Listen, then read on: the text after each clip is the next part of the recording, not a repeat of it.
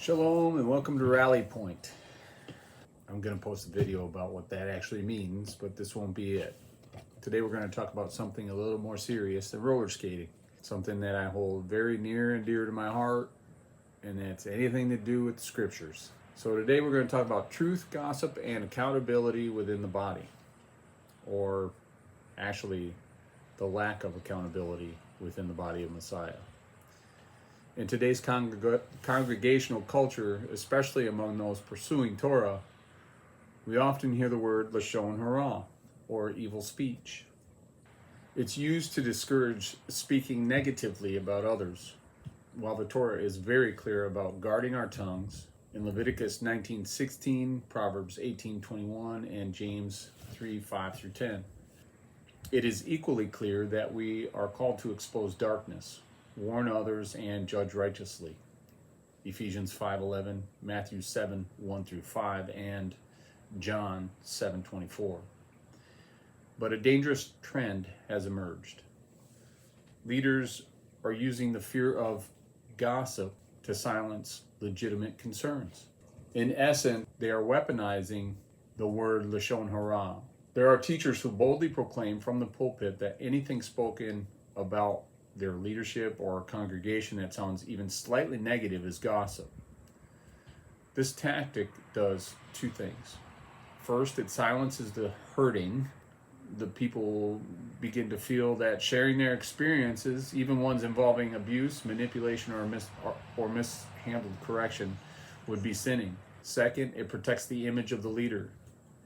If no one speaks, no one sees, and if no one sees, there's no accountability.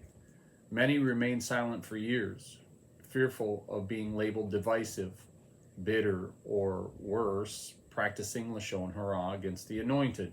Meanwhile, these same leaders sometimes speak from the stage in ways that humiliate or shame individuals, using their position to justify public correction without due process.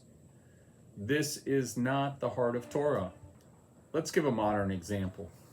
For instance, Charlie Kirk, a conservative commentator, a voice for justice in our time, and was a modern example of someone who spoke boldly against what he saw as the erosion of truth and accountability in our culture. The same applies to those who walk in faith. He called out the spirit of entitlement, the victim mentality, and the growing trend of using emotion and identity to silence truth. And for this, he was labeled, criticized, and tragically, he was silenced in the end. Regardless of one's political views, his death sent shockwaves not only through political circles, but through communities of faith who saw in his voice a willingness to confront the very same spirit we see creeping into the body of Messiah since before his death, burial, and resurrection. A spirit that says, if I don't like what you're saying, even if it is true, I'll accuse you of being hateful, arrogant, or toxic, just to shut you down. What happened to Charlie is not just a political issue, it's a prophetic warning. In Isaiah 59:14, it says, truth has fallen in the street, and equity cannot enter. Those who speak out, whether in a pulpit, at a rally, or in a small community, must count the cost. And those who remain silent when truth is trampled underfoot will answer for it. Torah has a balance. Guard the tongue and expose the evil. Leviticus 19:17 says, you shall not hate your brother in your heart. You shall surely rebuke your neighbor and not bear sin because of him. This means remaining silent can be sinful if it allows harm to continue. In Proverbs 31:8-9, it says, speak up for those who cannot speak for themselves. And Ephesians 5:11 says, have nothing to do with the fruitless deeds of darkness, but rather expose them. When something harmful is being done under the name of God, it is not gossip to speak out. It's righteousness. The intention and the heart behind the words matter most. Let's talk a little bit about discernment, the difference between gossip and truth and love. Gossip, or lashon hara, is meant to harm or stir drama. It's shared with no goal of resolution. It comes from bitterness and pride, and it avoids Matthew 18. Truth and righteousness is meant to warn, heal, or protect.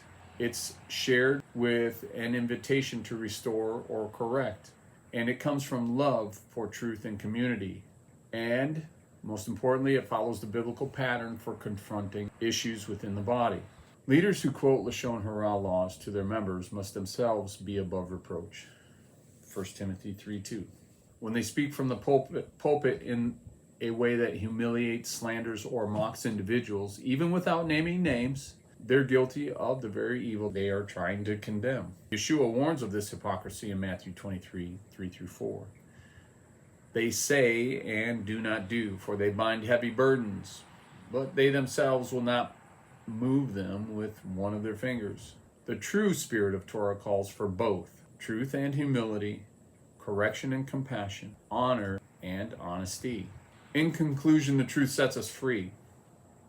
If we fear being labeled as a gossiper more than we fear the harm caused by silence, we've already given the enemy a foothold. Silence in the face of injustice is not holiness, it's compromise. Let's be a people who guard our tongues, but we expose sin without slander. We correct with humility and hold both leaders and followers accountable to the same standard. James 4:17 says, "To him who knows to do good and does not do it, to him it is sin." Matthew 12:36 says, "Every idle word that men shall speak, they shall give an account." And finally, Isaiah 5:20 says, "Woe to those who call evil good and good evil." Let us not confuse exposure with gossip, or let us not confuse righteous exposure with gossip, or prophetic warning with rebellion. Let us walk in the fear of, not in the fear of man. And with that, I'm going to say shalom till we meet again at the rally point.